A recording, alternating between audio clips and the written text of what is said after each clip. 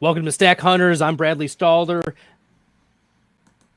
Got Dan Williamson co-hosting Stack Hunters as well. We've got a special guest tonight at J Larky Tweets, also host of The Dominator with Josh Larky on the Player Profiler Network. Josh Larky joins us for Stack Hunters. Josh, how are you doing tonight? Guys, I'm doing well. I'm excited to talk about some players to target and fade based on ADP movement. I've got my notes ready, and it's probably going to get controversial, which is always how I like things. So it's time to be a wet blanket on some players while talking others up. Let's do this. Dan, any words before we begin? No, I'm just happy to keep the streak going with Josh. I think this is like probably around podcast number 8 or so that we've been on together. It's quite a few, I know that.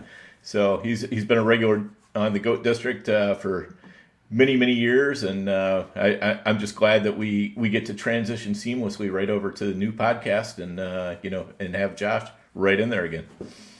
And if you know anything about Josh Larky, you know we're in for a treat tonight, talking bargains, busts, buying or selling players, all that and more right after this.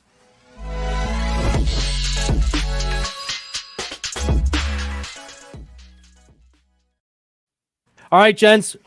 We are in Dynasty season. We're also in best ball season. And the underdog streets are hot and heavy. And we've seen some major shifts in ADPs since free agency officially started just about a week ago. The tampering period began about 10 days ago. There's been some movement of players, but I looked at some ADPs of players over the last 2 months. And there are some players who haven't moved at all, despite all of the changes around them and the news of the offseason. The first player I want to dive into is Garrett Wilson, wide receiver for the New York Jets. He obviously led the team in targets, a lot of expected fantasy points. But with Aaron Rodgers going down in week 1 of last season, it was a disaster zone when it came to manufacturing high level and elite fantasy scoring. He was being drafted at about this spot last year. Josh, you're under the gun. We're going to start with Garrett Wilson. He's being drafted 12th overall. Is he a bargain or a bust right now? I think he's fine. I have him as my 11th ranked player right now. All of my rankings out soon for the good people. So I guess if I had to go bargain or bust, I'd go bargain if I have him a pick ahead. He was 7th in target share last year. He was 3rd in overall air yard share. There's really still not that much competition there for targets. I mean, I hope post ACL tear Mike Williams has a good season for his sake, but there's really not that much that's stopping Aaron Rodgers from peppering Garrett Wilson with targets. So I think that's the right ADP. Dan? Yeah, I agree. I mean, this is kind of in a way an aspirational ADP. This is what we're all expecting, but we've never seen it exactly the way that we want it to unfold. But like all the pieces are in place, so you're just like, okay, well, if everything goes according to plan, this is going to be good. When we saw last year what happens when things don't go according to plan, but of course that can happen to any player. So I don't really have a problem with it. I'm probably not going to be overweight on him, but I don't think I'll be very far underweight either. I'm a big believer that rising tide lifts all boats, and the Jets have addressed the offensive line this offseason. They also have a couple high rookie picks that they can use to buff up whatever they need to, that they still feel they have gaps for. Mike Williams is a solid wide receiver 2 addition, an upgrade over Lazard and Brownlee and any of those other, my beloved Randall Cobb, the ghost of Randall Cobb, the dusty Cobb. So I think Garrett Wilson, at 12, we just haven't seen it yet, but this is a projection that makes sense for us, even with all those underlying metrics from last year and the target share. Nico Collins at 15.7 is getting drafted, beginning of the second round. He had some major spike weeks. His yards per route run were really good. We also know that Tank Dell is coming back from injury, and CJ Stroud is the real deal. Is Nico Collins the real deal? Dan, we'll start with you. Is Nico Collins a bargain, or is he going to bust this year?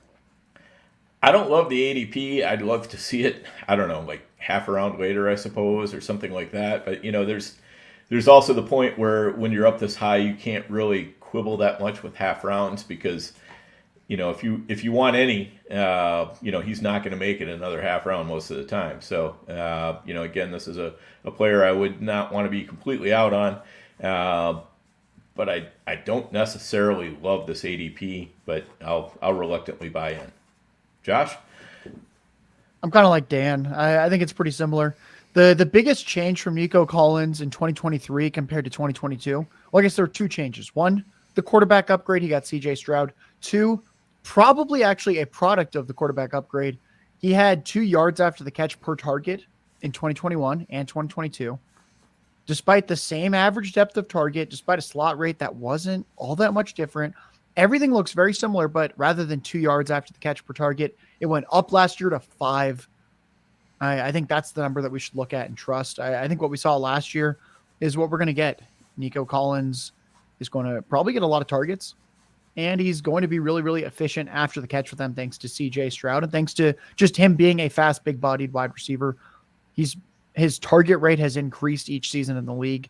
Everything that we're seeing right now is what you want out of Nico Collins. So I'd rather take him towards the end of the second round, but I'm not going to completely fade him at the ADP of around 16.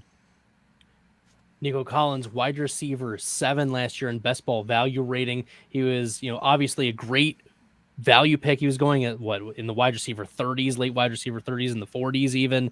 And with, he may get a depressed value if the Houston Texans decide they want to address the wide receiver. Still, we heard rumors that the Texans were interested in the Keenan Allen trade, but for right now, we're keeping hold with Nico Collins, even if we're quibbling a little bit about whether he's mid or late second round worthy.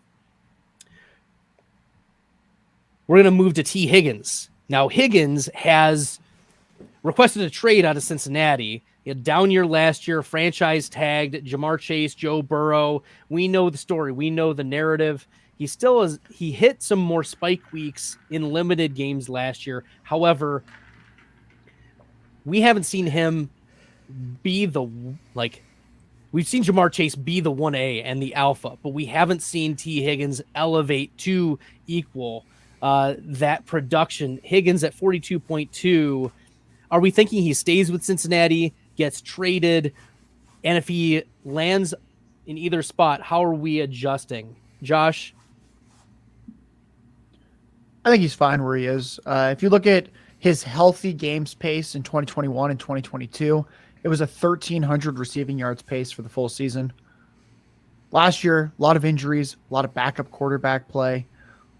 I'd say the one concerning thing really to me isn't actually the injuries. It's that his targets per route has gone down in 3 straight seasons from 24% to 22%, down to 20%.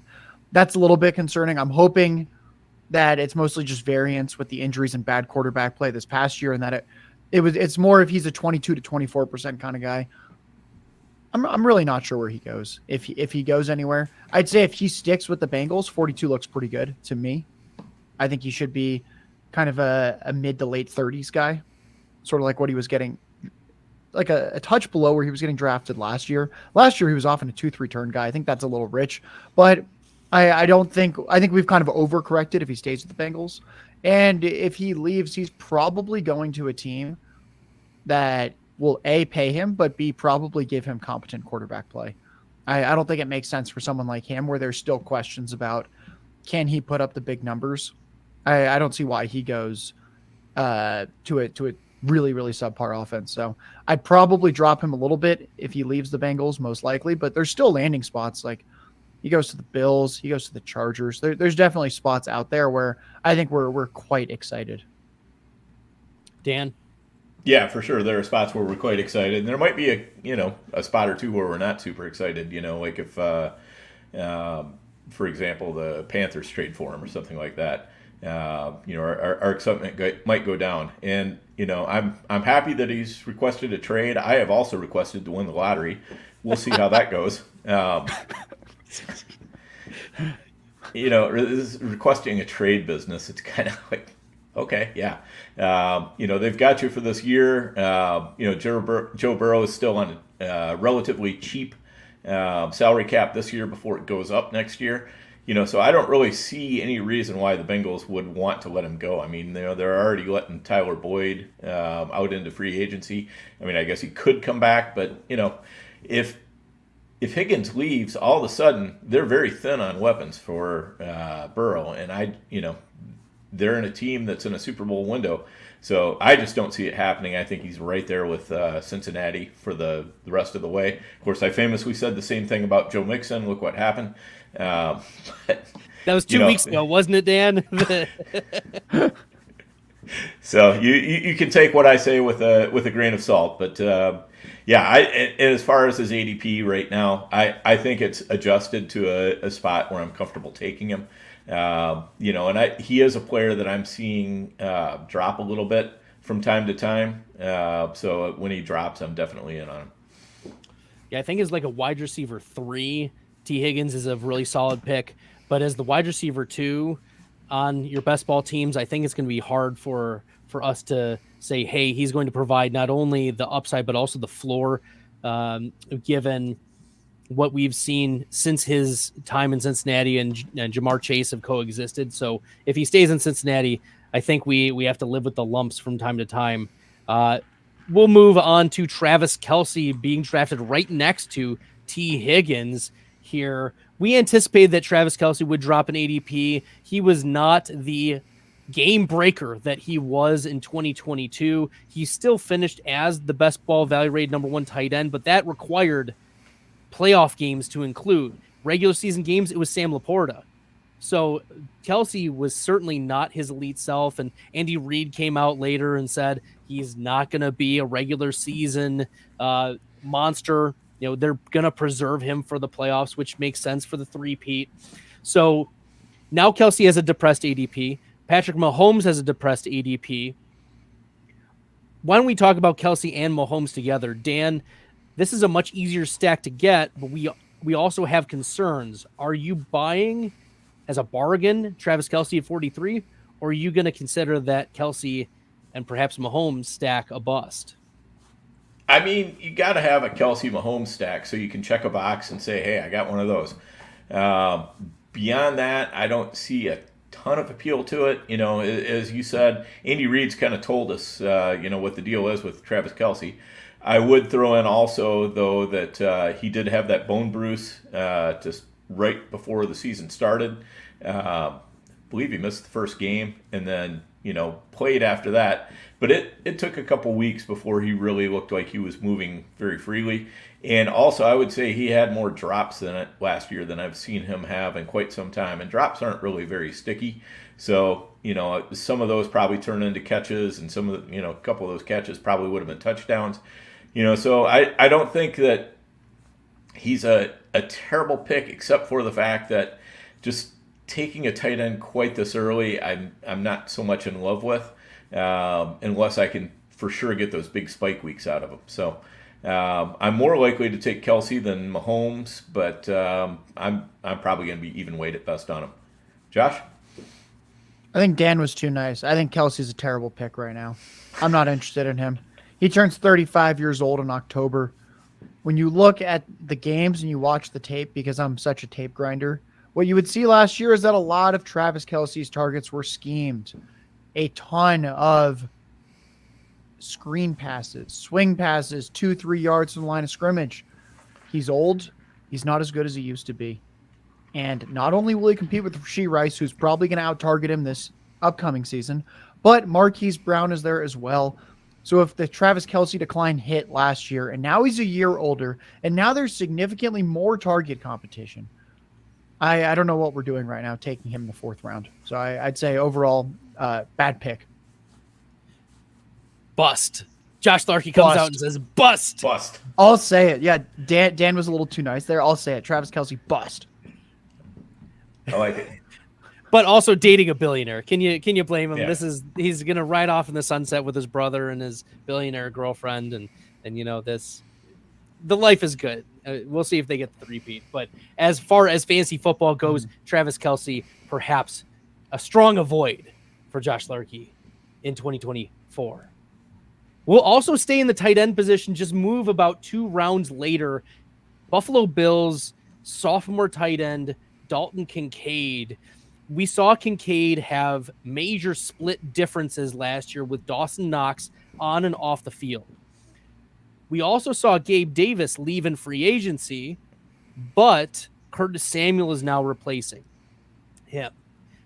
Curtis Samuel, though, doesn't play the same position as Gabe Davis. We also have a possibility of Khalil Shakir. We're going to talk about Khalil Shakir later on in the podcast. But Dalton Kincaid at 66.2, he wasn't being drafted quite this early last year, but he was still getting hyped up as around the tight end 8 or 9. And we saw him majorly bust for us last year. Is he going to be a repeat bust this year, Josh? I think the ADP is fine. Looks pretty fair to me. I mean, right now this receiving depth chart is so interesting. We have Stephon Diggs, who's 30 years old. He declined last year. He wants out of Buffalo. Come on, man. You really want out of the place that has a top 3 quarterback and not much target competition? What the hell are you doing? Stephon Diggs confirmed the biggest diva at the receiver position right now. I truly don't understand how your situation could possibly get better, Stephon. Show me one NFL team where you think you're going to get more targets from a better quarterback, because it's not going to happen. But when we get back to Dalton Kincaid, I think he's probably the second option in this offense, catching passes from Josh Allen. My first episode of The Dominator, I broke down in depth how Dalton Kincaid actually had better peripherals than Jackson Smith and Jigba last year. They go in a similar range. One of them plays tight end. We should definitely, at the very least, like that 1-for-1. And I just think in general, at tight end, we want touchdown upside for best ball. And Kincaid's going to give you that on the Bills. So I wouldn't say that this is my favorite ADP, but I think it would be silly to fade Kincaid at this price when he's the number 2 option on the Bills. Finding him a bargain. Josh Larky, Dan Williamson, are you also of the bargain bin Dalton Kincaid camp? Josh was too nice. Lost. Oh, no. Here's the thing. Dalton Kincaid has competition at tight end, and he's got a ton of competition in the slot with Shakir and Curtis Samuel, most likely playing at least some of the time in the slot. I don't think they're going to let Diggs leave without bringing somebody else in, that can be the alpha in this offense. I don't think they're going to go into it with, Diggs leaving and then it's just, Kincaid and Shakir and Curtis Samuel. I just don't see that. So I have a hard time seeing that Kincaid is going to be getting a ton of targets, and I have a hard time drafting a tight end who hasn't done it before if I don't know that they're going to for sure have a good path to like 100 targets or something like that. I mean, he's still kind of in that range where I feel like I can mimic his production with, Ferguson from Dallas for cheaper. And I think they're probably going to end up in right about the same range. So that's why I'm out on Kincaid. I need to see that he's going to be elite because we've seen way too many first-round tight end busts. And, so I don't know. I just can't do it at this ADP. I'm also not drafting a lot of Dalton Kincaid. Josh, you are you're man on an island. Man on an island. That's okay. Someone has to keep that ADP stable, folks. Josh brings the wet blanket, or we're bringing the wet blanket for Josh here. We will pivot to our last bargain or bust player, and that is Jerome Ford, right now going at 136 overall in the underdog streets. We just saw yesterday Donta Foreman sign with the Browns. Nick Chubb expected to be on the PUP. That's at least the initial rumblings we've been hearing. He had major knee injury last year, and I'm surprised the Browns haven't cut him. Maybe they still do. But Jerome Ford right now is pegged as the RB1. He disappeared from time to time. And when we look at best ball value rating comparing Ford to Donta Foreman, Foreman actually played better than Ford last year. And while he's older and the Browns really do like Jerome Ford, I am a little bit more afraid of drafting Jerome Ford at this spot than I was a couple days ago. Yeah, I think that's fair. I like Ford in general just because of the fact that Chubb, I just don't feel like is going to factor in at all one way or another. I hope, since the Browns have held him this long, that they plan on holding him, all through the season, because that would really suck to be injured, and then get cut after basically all the free agency money's already been spent. That would be doing a player dirty for sure. But if they are standing by him because they think it's the right thing to do, good for them. And I hope Chubb can come back, but I don't feel like he's going to be himself at all in 2024 if he does. I do agree that D'Onta Foreman signing's a little bit concerning because they could use him for a goal line back. I still think that Ford is going to get pretty much most of the passing down work, so he's going to have plenty of high-value touches on his own. And where Ford is going, he's just not really that expensive. You can see paths to Ford getting, pretty big usage. And at that range, I'm wanting to draft running backs that have those kind of paths available to them. So I don't mind this ADP at all. Josh, how crazy am I? Jerome Ford, bust. D'Onta Foreman has 25 pounds on him. He's probably getting the goal line work. I think Nick Chubb starts on PUP. I do think he returns this season. I do think Nick Chubb is just so much better than Jerome Ford that the second Chubb returns, Jerome Ford gets relegated to. I'm not even sure what kind of role. He wasn't good as a runner. He wasn't good as a pass catcher. PFF hated him. At this similar ADP, I'd rather just grab speedy rookie running back Jalen Wright. We'll talk about him more later. Or just grab a direct handcuff like Zach Charbonnet. I don't know what we're doing with Jerome Ford. We're going to have Nick Chubb. We're going to have D'Onta Foreman. They still might draft another player. There's just a lot already going on in this backfield to begin with. And some people out there might be like, well, Jerome Ford looks like the best pass-catching running back on this roster. Folks, a lot of pass-catching running back is going to be tied to the quarterback and the receiver room. Deshaun Watson is a mobile quarterback. He's probably not going to check down very much. Receiver room. Oh, it turns out it's now stacked. Amari Cooper, Jerry Jeudy, Elijah Moore. They've got third-round picks invested in two guys that might never see the field at receiver this year. Jerome Ford, I reiterate, bust. Bust. Okay. Jerome Ford. But I just have to ask, Josh, Jerry Jeudy and Elijah Moore, were we really calling that wide receiver room stacked? Dan is getting nitpicky here, Josh. I think this is one of the better receiver rooms in the NFL. Oh, right. And there's David Njoku. I should probably mention. We'll lump him in there. There's just I don't see where Jerome Ford's getting targets. He's probably gonna have a 6-7% target share. He's gonna get a few carries a game, and when Chubb's back, he's never gonna touch the ball. I agree with you, Josh. Looks like we have two busts and a bargain from Dan. We're going to talk more buys and sells at ADP, but this time we talked for the first 20 minutes or so about players who didn't shift at all. And we wanted to fall on one side or the other. In the second half of the show, we're going to buy or sell changes in ADP, major changes in ADP, whether or not we want in on those players, all of that right after this. Now, I know many of you are looking for a secret weapon for your Dynasty League, and I have it. It's called the Dynasty Dominator app. You go to the App Store, go to Google Play. It's right there. It's $5 to download, and then every year it's $5 to load the next incoming class of rookies. You can add Superflex, add tight end premium. It's incredible because it allows you to look up players. It allows you to vote on whether a player is a buy, hold, or sell, and then see the market sentiment on that player. And you can compare their lifetime value rating from Player Profiler to their Dynasty ADP at the FFPC, all in the price lookup tool. And beyond that, we have a trade analyzer, so you'll never lose another Dynasty trade again. And in our settings, you can set this is a win now team, this is a rebuilding team, and then we let you compare players. Look at their metrics side by side, prospect metrics, NFL metrics. It's all there. It's $5 in the App Store. There's some add-ons for Superflex and to buy the upcoming rookie class. Every year, you're going to spend $5 on this thing, and it's going to be well worth it.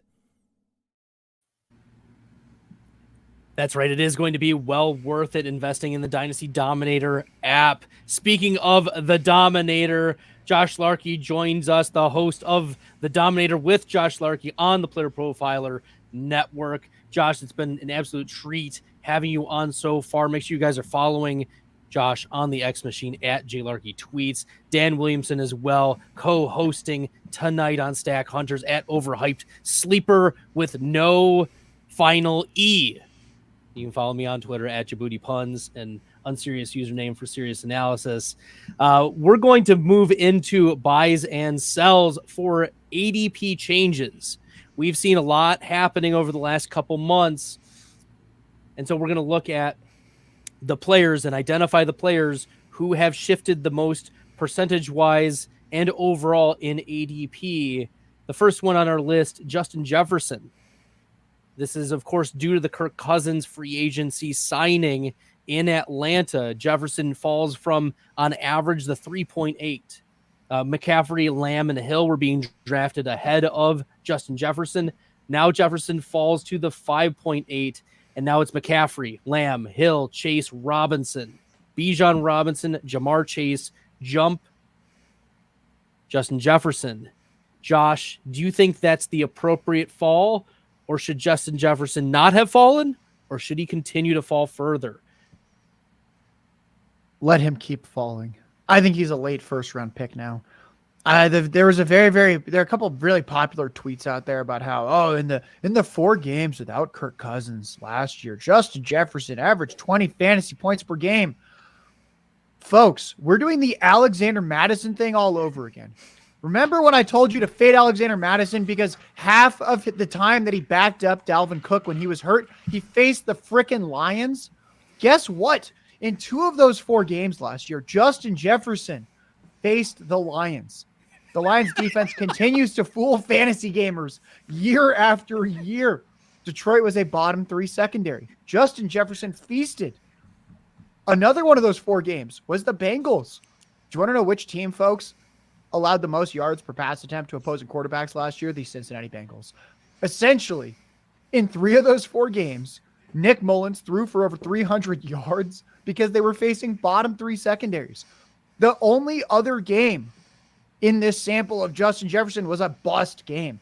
It was the quarterback committee game with Jaron Hall and Nick Mullins against the Packers, who actually had a decent secondary. Jefferson caught 5 passes for 59 yards. Sam Darnold's the current starter.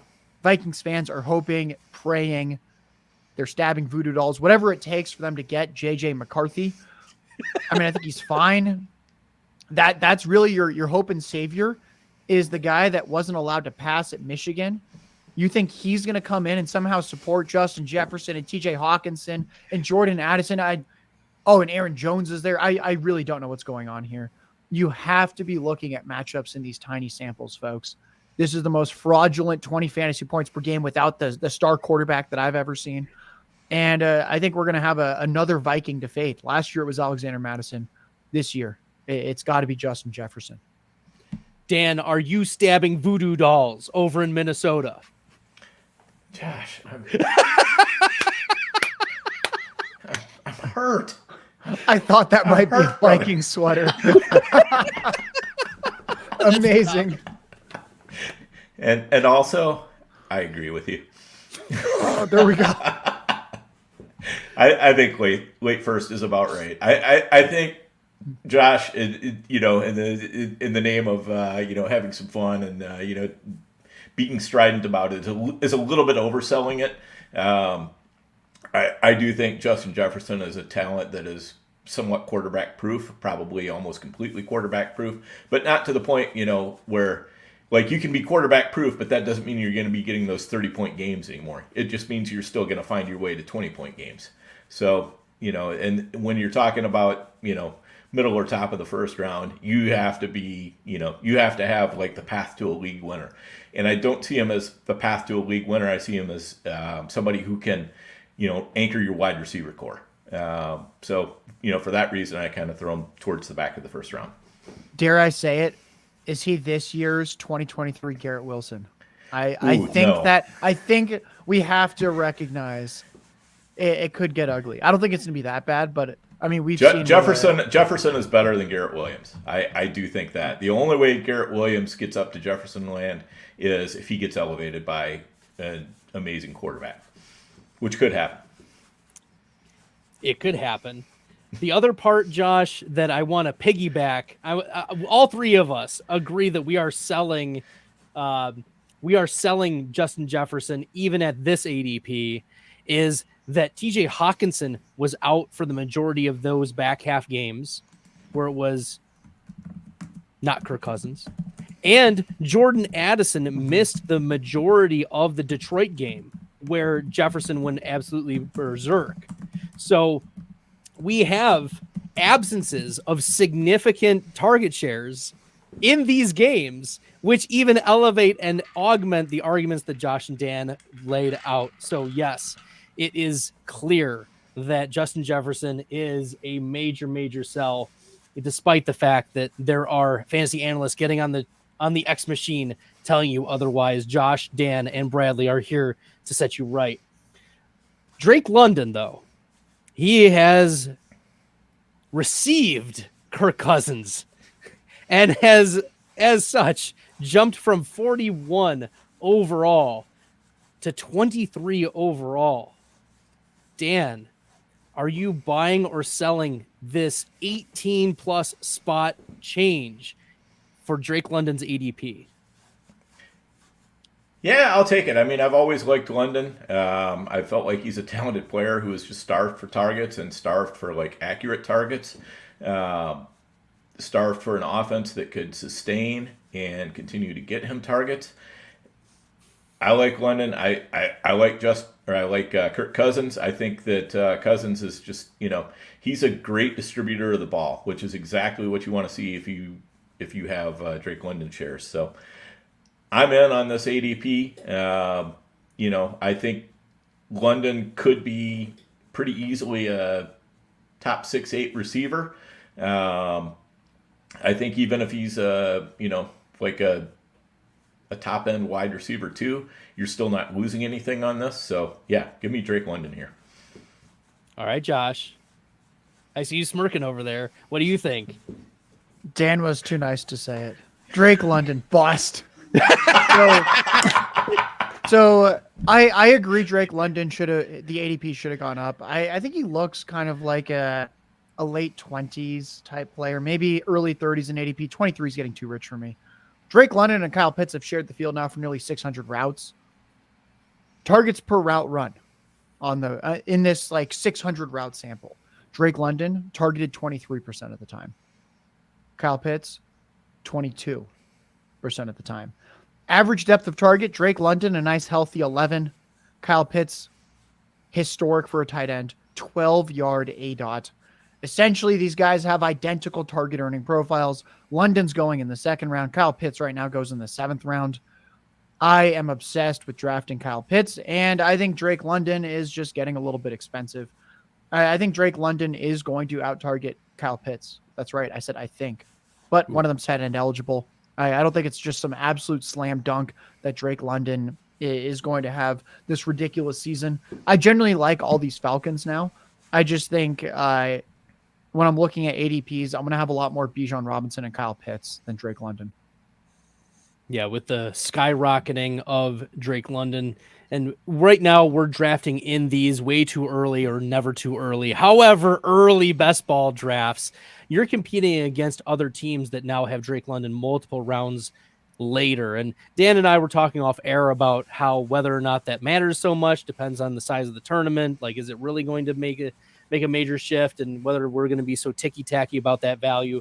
But it is a major shift at the top of the draft that we're looking at for Drake London. So, you do want a little bit of exposure and sprinkling in of the Falcons. We don't want to be, completely shutting him out, but it's getting a little spicy and a little expensive for our very early pre-NFL draft tournaments at 23 overall. And there's always going to be a guy who takes him at 18, right? There's always going to be someone who takes him a little bit earlier to drive up that ADP.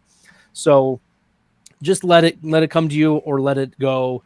I feel like I'm channeling my inner Elsa, Can you tell I have little children at home? Nevertheless, we've wrapped it up with Drake London, obvious target share earner, but we also like Kyle Pitts at his value.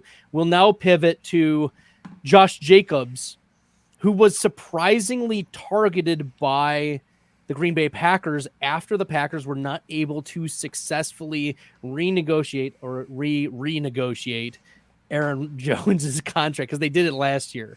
So Josh Jacobs ends up on the Green Bay Packers, has a massive 25 spot jump. Obviously, Jacobs has carried the load in the past, but the Packers have struggled they haven't given a ton of one guy all the carries. They haven't given him all the touches.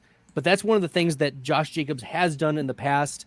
My concern is the Packers stay the Packers, and it's Josh Jacobs plus maybe somebody that they draft, or Josh Jacobs plus if it's A.J. Dillon.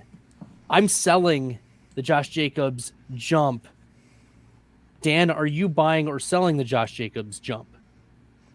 I mean, it depends. Am I getting 2022 Josh Jacobs, or am I getting 2023 Josh Jacobs? If I'm getting 2022 Josh Jacobs, then I'm in at this price. And there is some reason to believe that might be the case because of the way the Packers offense operates. There's a lot of good players to keep track of for opposing defenses.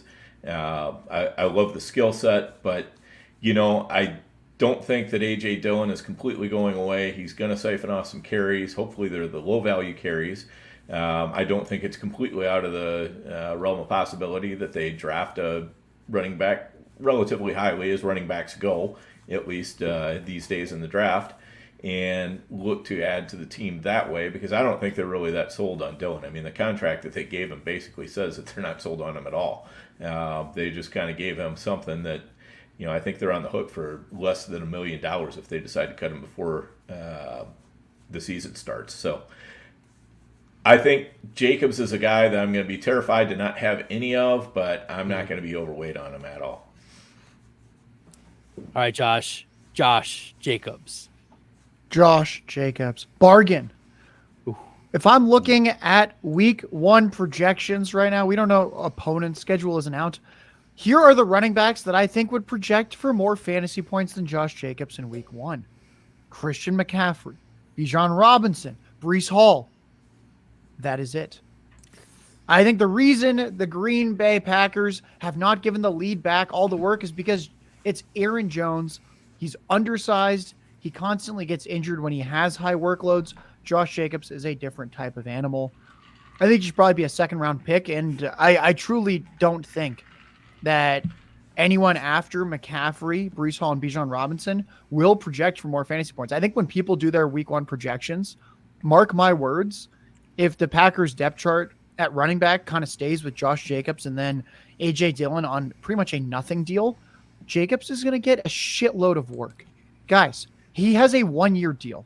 Throw out the 4-year, $48 million that you heard. When you look at the contract details, the Packers can get out of this deal after 1 year for basically nothing. They're going to ride this guy into the ground. Josh Jacobs is a very good pass catcher. He's a very good pure runner. He does everything really well, except he's not that fast. That's okay. I forgive him. It's a great offense with the Packers. Jordan Love was targeting Aaron Jones 25% of the time when Aaron Jones was on the field last year. That's right. If Aaron Jones was on the field, 25% target share on those snaps. Josh Jacobs is going to absolutely feast. He's going to have a massive opportunity share. I think he is the single biggest bargain right now at the running back position. I'm always the wet blanket when it comes to Green Bay Packers players, though, Josh. So I appreciate your optimism. I'm grateful for it. Maybe I can root for some more Packers now. That would be great. We've got Derrick Henry, though. We'll keep motoring through. Derrick Henry, there was a lot of rumblings once the offseason hit. He could go anywhere. He could go to Baltimore. He does end up landing in Baltimore. And the Ravens coaches came out and said that they were uncertain at the NFL Combine of what the running back room would look like pre-free agency, that the only running back was going to be Justice Hill. He was the unsung hero, but they were not committed to J.K. Dobbins. They were not committed to the recovery time of Keaton Mitchell. So it's the big dog Derrick Henry, Justice Hill. That's it. The big dog is auto 10 touchdowns, but he's also way past the age apex. So for someone who is built different, I do think we do need to adjust the age apex. However, every running back falls off eventually. Josh, we'll start with you. Are you buying this Derrick Henry jump from 62 all the way to 39? Folks, I'm going to give it to you straight. So Derrick Henry turned 30 years old in January. Derrick Henry does not catch passes. His ADP has risen 2 rounds. Derrick Henry, bargain with the Ravens. He had a 90 PFF grade last year, despite basically being 30 years old. That's elite. Next gen stats, player tracking data, had Henry at 0.3 more rushing yards per attempt than expected last year. That was very, very good. Lamar Jackson helps running back efficiency because of the threat of his legs. Gus Edwards, 4.9 career yards per carry. Gus Edwards also had 13 rushing touchdowns last year. Justice Hill sucks. He still had 4.6 yards per carry throughout his career. J.K. Dobbins, 5.8 career yards per carry. Henry's firmly in play for close to 300 carries, 1,500 rushing yards, 15 to 20 touchdowns. I think he should be an early to mid round 3 pick in best ball. So I think the ADP should be around 28 to 30. So when his ADP is 39, Derrick Henry, bargain. Dan. Josh, I don't know how to tell you this, but I agree with you. Yes.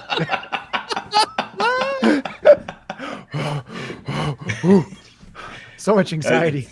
I mean, I really could not have said it better. That's everything I was planning on saying. The only thing I would say is just that early in his career, he was a little bit like, that Corvette that spends a lot of time in the garage and, doesn't get used heavily day to day because, his first few years, he just wasn't getting used that much. So, and I think he is built different. So yeah, wheels up. One final point about Derrick Henry joining the Baltimore Ravens. The Ravens last year made a concerted effort to not rush Lamar Jackson near the goal line. The goal line rushes are going to go to the running back position, and that is most likely the big dog, Derrick Henry. So fire him up. All 3 of us consensus buy the jump for Derrick Henry. We saw a running back fall, even though there was no running back added to the backfield. This is Isaiah Pacheco dropping from 39.7 down to 50. Dan, why is he falling? And are you buying this dip in Isaiah Pacheco after a pretty strong year in 2023? I mean, if Pacheco looks up, he's going to see the sword of Damocles above him. It's coming. The fact that they've got basically nothing in the running back room except for Pacheco right now, and they didn't really do anything in free agency. That tells me that they're going to look to add through the draft. They're going to add free agent later. They're going to do something here. And Pacheco just makes me nervous as hell because his body and his running style just do not fit together at all. He looks like an injury waiting to happen to me. He is way too careless with his body and how he throws it around. We got to recognize that the NFL is, these are big dudes that are coming at you with real intent to lay a lick on you, big time. And he just doesn't seem to care. And sooner or later, with a body that size and the way that he attacks people, I see that going badly. So I don't love this ADP.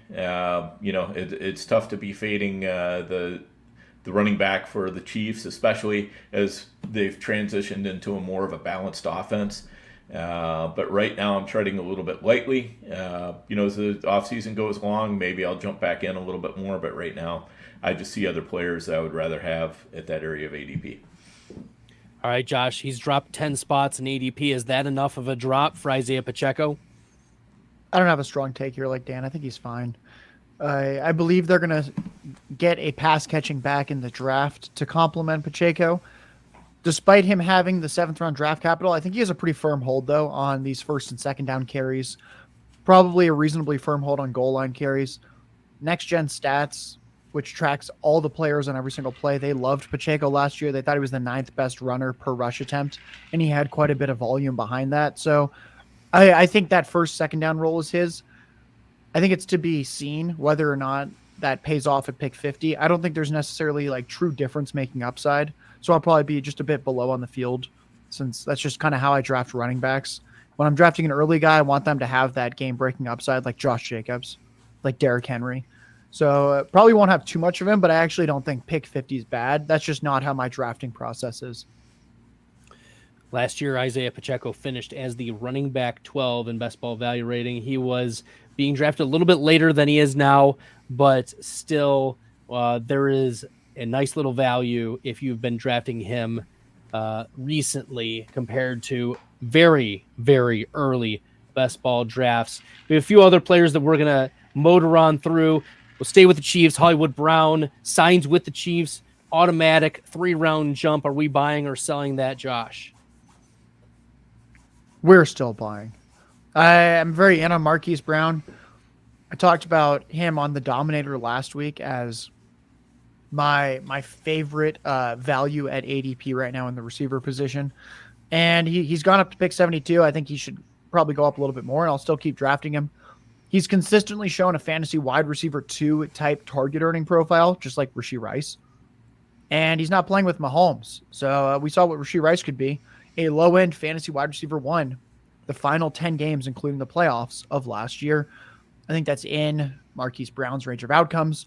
And what's nice is that he and Rashee Rice don't overlap at all in terms of what their role is probably going to be.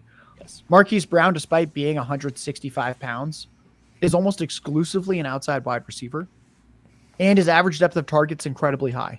Rashee Rice plays about 50% out wide, 50% in the slot. So while Marquise Brown's pretty much exclusively on the outside, Rice is a lot more balanced, and Rice's average target depth was just 5 yards downfield last year, which is essentially like a tight end. No role overlap. They both get Patrick Mahomes. And I want a lot of both of these receivers, since if I'm not very in on Kelce because of the age and the declining peripherals, it makes sense to be in on 2 young receivers with good target earning profiles, catching passes from Mahomes. All right, Dan. 3-round jump. Are you also buying Hollywood Brown? But Josh, Twitter tells me that Marquise Brown is just going to play the Marquez Valdez-Scantling role. I mean, I did see some of that. Yeah. And I guess for those out there who can't tell the difference between Marquez Valdez-Scantling and Marquise Brown, that's a tough way to go through life. But you know,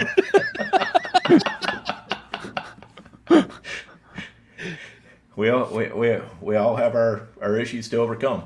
I'm right there with you. I'm drafting Marquise Brown very aggressively right now.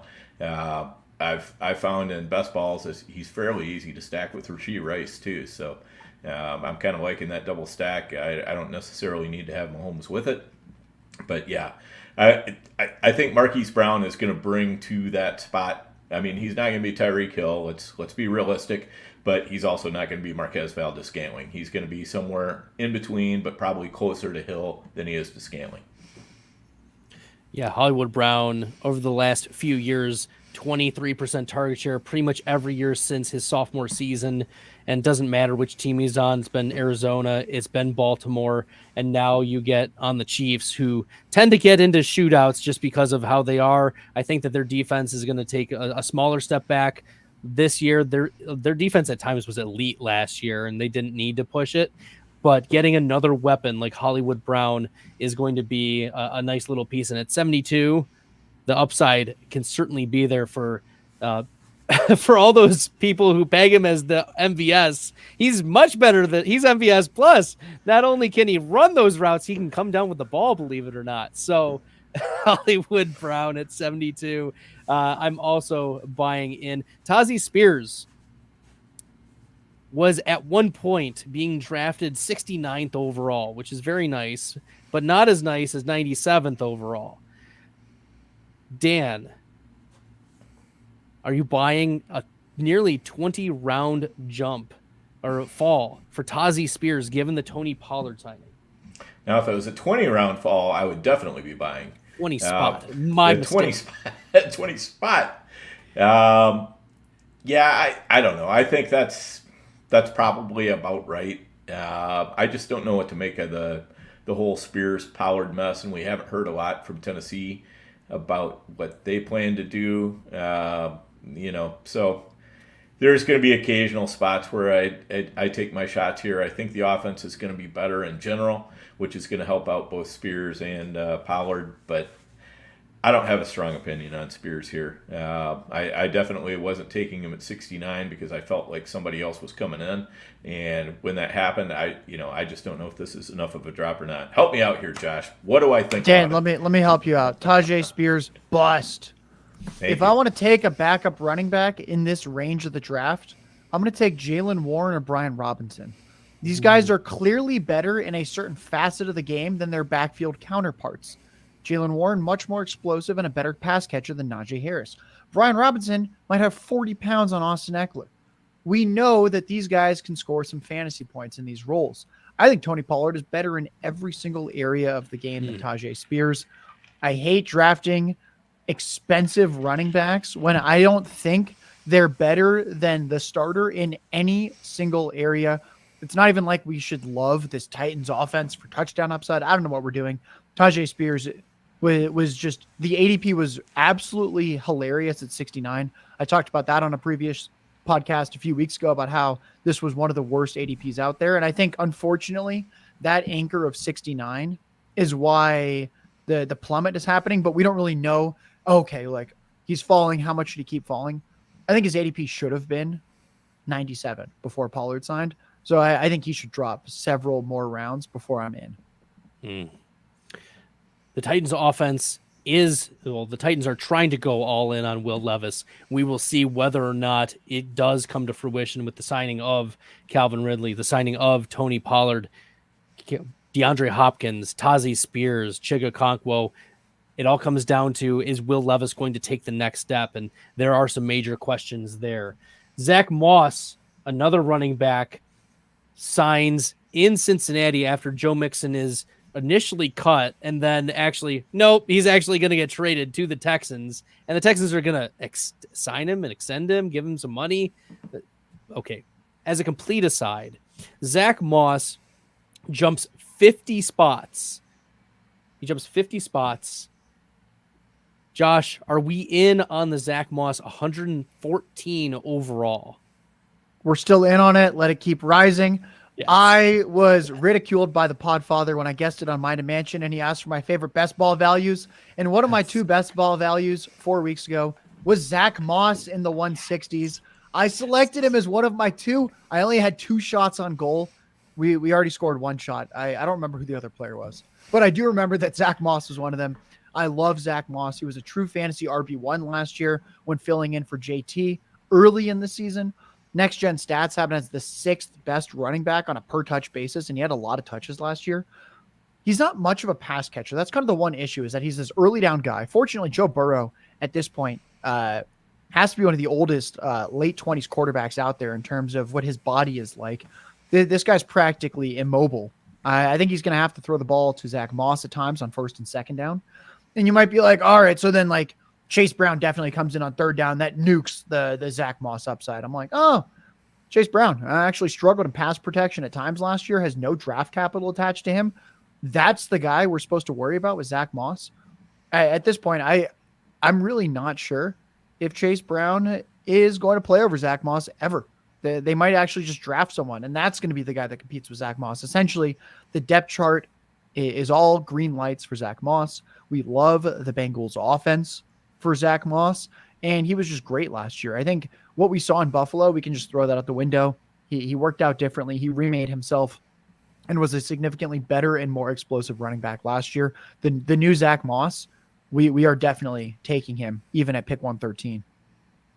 Dan, are you also in on Zach Moss at 113?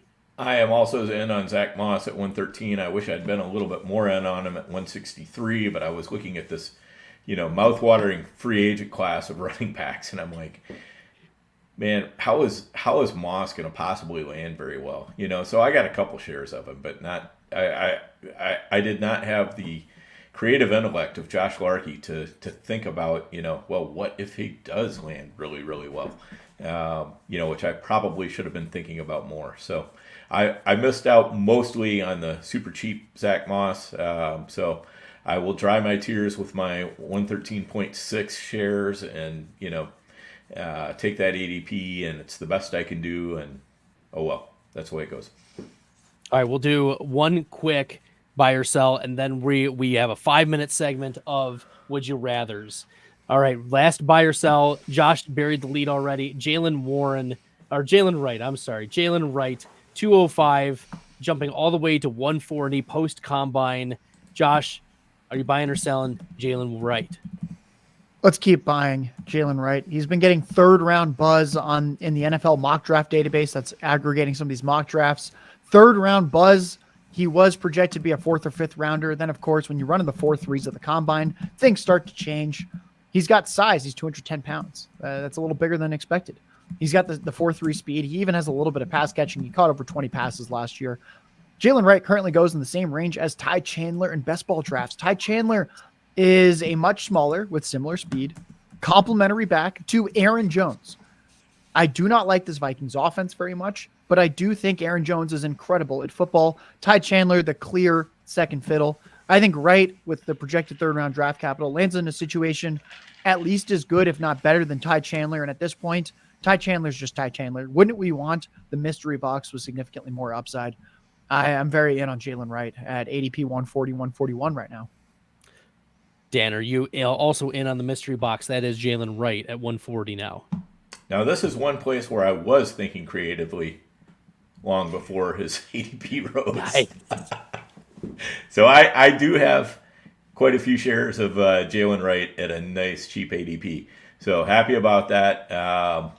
I'm buying a little bit more cautiously now just because I have the cheap shares already. But that's not keeping me from buying. I really think he's probably going to do very well in the NFL. So 140 is still not too expensive for me. We did talk about Tony Pollard and Tyjae Spears in our earlier in the podcast, so we will not talk about them in the Would You Rathers, but Would You Rather segment. Khalil Shakir at 125 or Curtis Samuel at 142. Josh, real quick, who are you taking? Give me Curtis Samuel. Khalil Shakir did not show much of anything last year. He had more than 4 targets in just 4 of 18 games that he played in last year. That's not very exciting. I think Khalil Shakir is a rotational player. We've got Curtis Samuel, who's a slot guy. We've got Don Kincaid, who's a slot guy. Stephon Diggs also operates sometimes out of the slot. It's so crowded there for Khalil Shakir. Curtis Samuel just relegated Jahan Dotson last year, a player who's better with more draft capital. He's probably going to relegate Khalil Shakir as well this year. I really don't even know when Khalil Shakir is going to see the field at this point, with how buried he is on this slot pecking order. Curtis Samuel is just an awesome football player. So I'm taking a lot of him. I think Curtis Samuel's ADP should probably be around pick 100, pick 110. Dan? Totally agree with Josh. I've drafted Curtis Samuel for years. I've always, been right there with Josh. I think he's a very, very good football player. He and Sean McDermott were together back in Carolina way back in the day. And also, interestingly enough, we kind of forget this, and I had forgotten it until I went back and looked. But in 2018 and 2019, Curtis Samuel was actually playing 70% of his snaps on the outside rather than in the slot. So he's got that versatility in his tool bag, and I think that probably Buffalo is going to take advantage of that, given that they have both Kincaid and Shakir who can man the slot. I mean, I think Samuel's going to get some slot snaps too, but with Mac Hollins right now as the only other guy who's running on the outside opposite of Stephon Diggs, I see Samuel getting used really in all ways in this offense. So, love Samuel here. Yeah, they were looking a little stale sometimes last year, just tossing Gabe Davis running down the field, and then is Stephon Diggs open or not? And sometimes that would get a little stale. So Curtis Samuel offers another dimension, even just carries out of the backfield or sweeps, or there can be a lot more creativity with a player like that. We'll do a couple more, Calvin Ridley or DeAndre Hopkins. Dan, would you rather? I'll take Hopkins. I'm going to take the cheaper ADP here. Ridley's a nice player. I like him, but Levis is already familiar with Hopkins. So give me the cheaper ADP. Josh? Same. I tweeted earlier today about when you look at the peripherals last year from Devontae Adams and DeAndre Hopkins, they're similar ages. Peripherals were almost identical. So it's weird that Devontae Adams is this like obvious round 2 pick with Gardner Minshew, when DeAndre Hopkins has kind of been banished to the shadow realm. He's a round 7 pick with Will Levis, where I'd actually argue Will Levis has significantly more upside as a passer than Gardner Minshew. We know what Gardner Minshew is. I think the jury's still at least a touch out on Will Levis. I think last year, I couldn't tell you who played better, to be completely honest. I know PFF hated Gardner Minshew. They thought Gardner Minshew was making awful decisions. As someone that watches a little bit of tape, I have to agree. I did not think Gardner Minshew did anything particularly well last year. I think the Raiders, I don't really know what they were doing, honestly. 2 years, $25 million for a guy that really should be a backup quarterback seems a little questionable. Just a little questionable. I agree about DeAndre Hopkins. I think he's a great value. I don't mind taking Ridley, but Hopkins is just such a value. He's still a target or major target earner. I expect him to be the lead still, even with Ridley there, even with Ridley $50 million guaranteed. Last players, we have to do Packers because I have to say hashtag on brand. Jaden Reed at 54 overall or Christian Watson at 82. Josh, tell me some good news about my Packers. So I really like both these guys. I'm taking a ton of both. My slight lean is just going to be Jaden Reed. This guy, I made a tweet about him earlier this offseason. I talked about it on one of my Dominator episodes that the target earning profile of Jaden Reed was actually much better than Zay Flowers last year. And I don't think people realize that. Reed just needs the full-time snap share. And I think he's going to get that. He played well enough as a rookie. I don't know why they wouldn't increase his snaps, even if it stays at a 70% route share. Like last year, I think he can still kind of hit his ADP in the 50s. I think there's significant upside when you're the number 1 option with Jordan Love, who actually showed that he can be a franchise quarterback last year. Not just a franchise quarterback, but a pretty good one. So if Jaden Reed's going to get manufactured touches and show that he can be the number 1 getting open type guy, this is someone where my pre-draft comp for Jaden Reed was Deontay Johnson light. And I think that's kind of holding true at this point, where you're getting almost the Deontay Johnson type target earning profile and yards after catch ability, ideally with just a slightly fewer drops. So I think Christian Watson's fine in the 80s, where he's apparently seeing a hamstring specialist this offseason to figure out what the heck's going on with his hamstrings. I hope he chose the right specialist, but at this point, I've taken a lot of Jaden Reed. The hamstring specialist, the Green Bay Packers fired their strength and conditioning coach. It's wheels up for Christian Watson. The Jaden whole Reed, strength and conditioning team they fired. They fired them all. Yeah, they're all gone.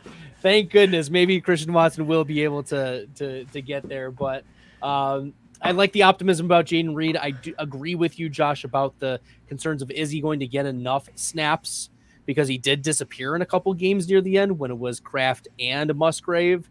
But I think we have untapped potential with Christian Watson. He was not healthy. And also the first half of the season, Jordan Love was verifiably one of the worst quarterbacks in the NFL until something happened middle of the season and it just clicked. And he was making good throws. He was making good decisions and players were getting open. So Dan, Jaden Reed or Christian Watson? All right, here's your caveat. In 2022, I was 100% out on Christian Watson. Could not have been more out. In 2023, I was 100% in on Christian Watson. Could not have been more in. With that said,